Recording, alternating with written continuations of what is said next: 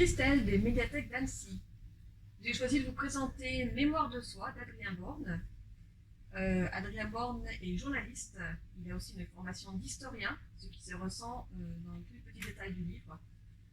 Il est originaire de la Drôme et c'est là qu'il a choisi de situer l'histoire de son premier roman. Alors succinctement, l'époque du roman, nous sommes en 1936. Le décor, nous sommes donc dans un petit village de la Drôme, plus précisément dans une maison familiale qui abritait autrefois une magnanerie. Une magnanerie, c'est un local où l'on élève les vers à soie. Et ce local aura beaucoup d'importance, cet élevage aura beaucoup d'importance dans le roman.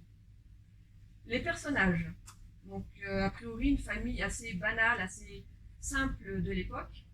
Un fils, Émile, qui a 20 ans au début du roman et qui part faire son service militaire pendant 2 ans. Il a un père, il a une mère, et on se rend compte tout de suite qu'il n'y a pas beaucoup de chaleur dans cette famille. C'est-à-dire, ce matin-là, Émile attend son car pour partir pendant 2 ans. Le père est allé au travail, la mère est allée au lavoir, et personne ne lui dit au revoir.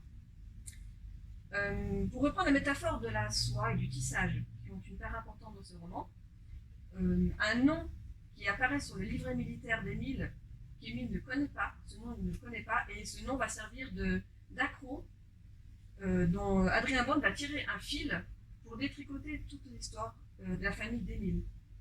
Et au fil des chapitres, il va retricoter cette histoire dans un mode dynamique, c'est-à-dire c'est la chronologique, et il va retricoter cette histoire pleine de secrets. Ce que j'ai beaucoup apprécié dès le début du roman, en fait, c'est l'écriture d'Adrien Borne. C'est une écriture des phrases courtes, des phrases percutantes, mais pleines de poésie.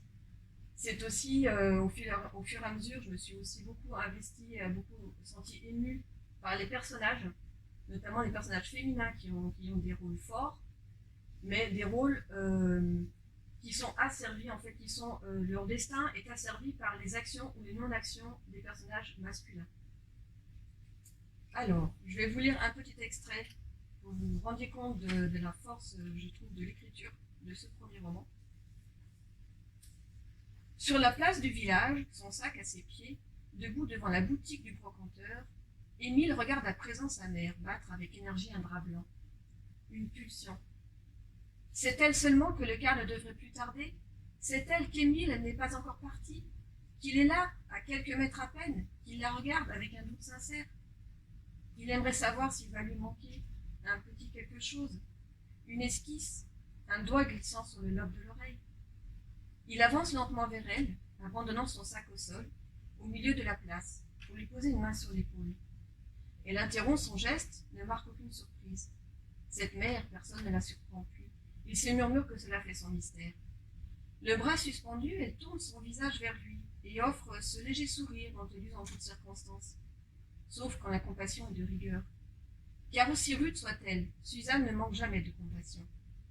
Quand petit, il lui arrivait d'être piégé par un chemin tortueux et de revenir salement amoché, Émile se souvient des gestes précis.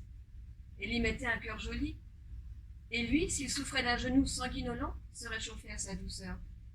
Mais l'âge aidant, les genoux saignent moins, et soudain, sans en avoir l'air, entre les bras d'une mère, la place est plus étroite.